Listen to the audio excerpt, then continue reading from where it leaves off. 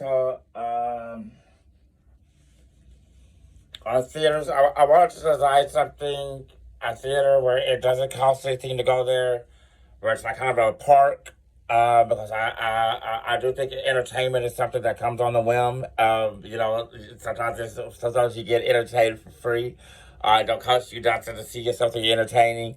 But to just make a park or area, which is something that's very good for the environment.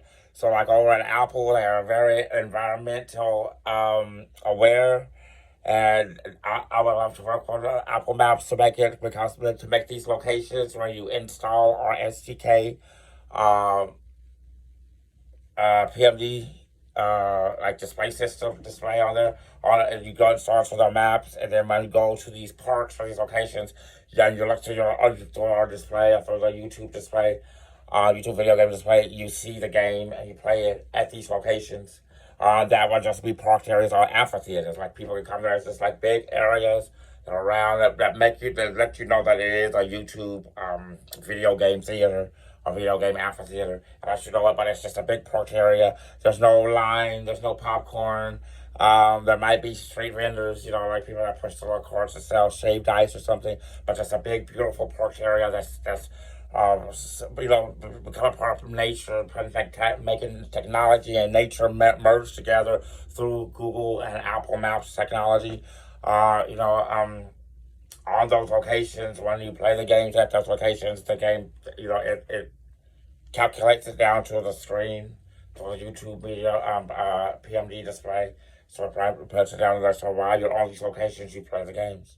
So, and it's holographic, so you pull them up and things appear up on that location, which the developer or whoever sponsors or donates this a YouTube video game amphitheater. Whoever donates it is the person whose little advertisements or games will play out over that location. So, like you go there, say like if you were ComCon, and you donated to a community, a YouTube video game amphitheater. So it comes in, you pay out for acreage or whatever like that, whatever that location is.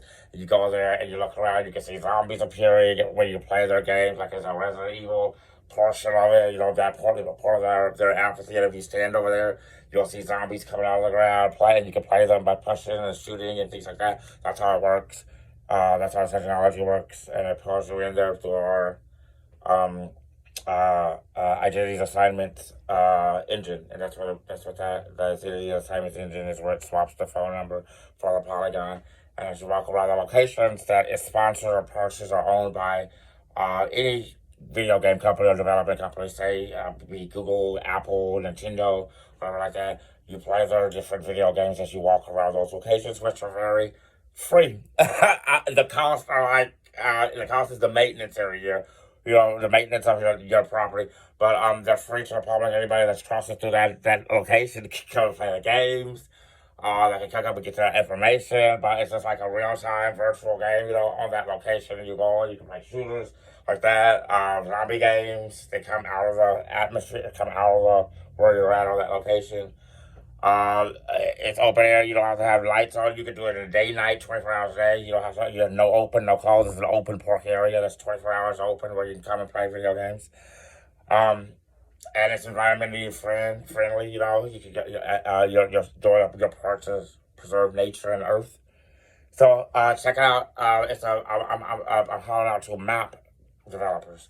Google and Apple Map developers. Like that's where we need to install our SDKs there, because we need to put it on the GPS and actually install it there, so that the display will display when you're at those locations, or when you import that location to put it somewhere else. You're like in a game or something like that, to say, so you need a location and you don't own a location, or you're not on location, you can import one of these locations, and that's your canvas that you use. So the parameters of it become your canvas, because it's open source. So you go there and that becomes your canvas to use, or your Google location that you lease or you purchase through the SDK program, or you lease it from video games and Google Maps or Apple Maps.